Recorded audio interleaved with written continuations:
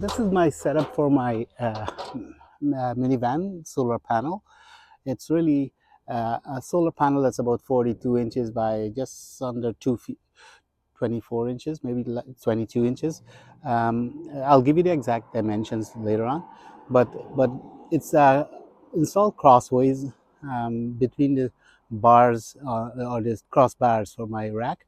But what I did is I moved the rack from the back. You see there, the original spot of it, way behind. There's a middle position, so I just moved it to the middle, and then the solar panel kind of fit uh, in between.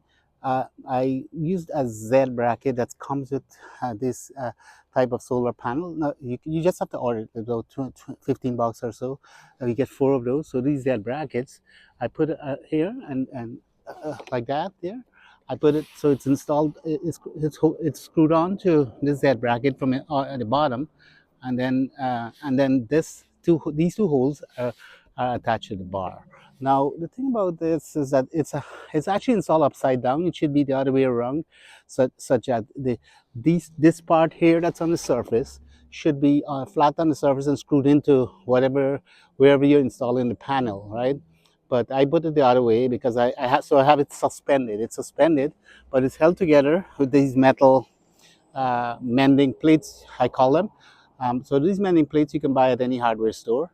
So these are like 6-inch mending plates. They have 6 holes on them, and basically I bolted my solar panel to here using that long screw to the to the top of the crossbars. Now I did extra bolts on them, so a lot of them have double bolts. I just want to make sure it's really secure. I also use a lock washer to make sure that it doesn't screw or like come out. But I like, and I also because it's as you can see, I use double mending plates, meaning a pair here and another pair here and on each side. So you have lots of redundancy in terms of securing this because what I don't want is for this thing to fly up and hit someone or so. That's why I did not go with the solar panel that you can like glue on top of your car. I didn't do that one. And also I want to make sure that this thing is not moving at all. If I try to rock this, the whole car rocks, right? Because it's really solidly attached. But this is how I did it. I had other options, right? I had the option of maybe putting like metal T's, you know, the one with the hole, the L bracket, the long rods that are like shaped like an L. So attaching that to the top here, I did buy things and thought of doing that, and then putting this along that way, and also maybe using a bigger panel. But I decided to stay with this smaller one because this smaller panel allowed me to actually be more aerodynamic because as you notice, this isn't resting on top. This is resting parallel to the bar, just a bit sunk down. So you have the bar, then you have the solar panel, and it's well connected. And ahead of that, I installed this visor. So this is a visor for like an SUV, but I cut out the edges and then I installed it with double-sided glue tape, very securely attached, a lot of redundancy with it, and also I put it as part of um, the the mending plates that attach. So it's attached to that, so that as well is not moving. So that's so securely attached along with this. And I've done so many Mazdas. This is third year now that I've had this arrangement. So that's how I attached this solar panel. It's just 100 watts. You could do two maybe if you were to put another crossbar at the back and then connect the two together and have 200 watts with this kind of arrangement. It could, if you did that, because of the distance apart, you see this distance is more here. This distance here between the first and the middle is more than the distance from the middle to the back. So therefore, the one at the back might be a bit raised.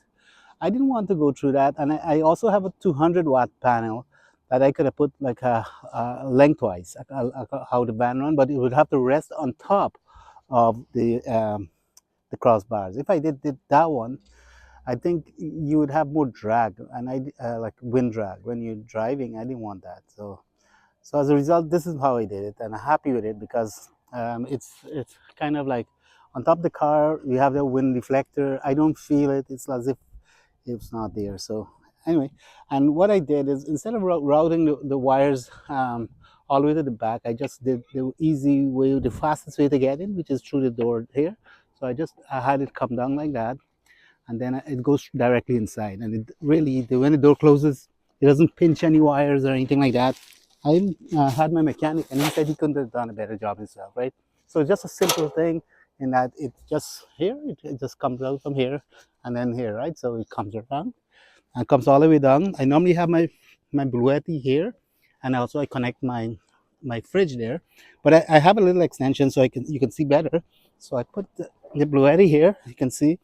We just put on the power from it here. You can see right now on my bluetti from the sunny day today, but this thing is that flat. It's not, and this is 100 watts, so you can see I'm getting about the 72% efficiency. So 72 watts coming in, 73, 74 coming in, and right now my battery's charging. It's 59% charge right now, so this is good. Like if I continue for today, probably would charge it, and a fully charged this battery, it's about 700 watt hours, would probably power my fridge for like 3 days. But because it's permanently installed, the solar panel is permanently installed, what happens is that it keeps topping up my battery. Even if it's a cloudy day, you still get the solar, but you get a lower amount.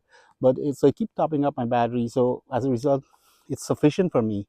I do have a larger Bluetti, a Bluetti AC 180. That's 2 kilowatt, but and that one has a different connector. So this one has this connector. But I do have a portable panel as well that I can use for that one. But normally I fully charge that one before I go on a trip and use that for miscellaneous things, and then dedicate this one for my fridge. And so I kind of have redundancy in terms of the battery charge. But anyway, this is my arrangement for my solar panel, and I think I'm just sharing it because hopefully it can inspire someone else to set up something similar. So repeat how it is here at the top. You can see it's very secure. It's got redundancy in the bolts all the way around. I use mending plates. I attach the wires and put them on the underside so that it's not directly hit by water.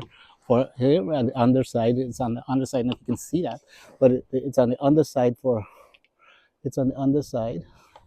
You really can't see it, but anyway, it's on the underside. And then here I've connected it all so that put some tape so that to make sure that nothing is exposed, and then just a single wire that runs down through this crack here. It's not a big deal. It comes down. I normally put my Bluetti, and just so you know, for my camping purposes, I will have it under here, so it's under like that, and then I'll just plug in my fridge, and I'm good to go.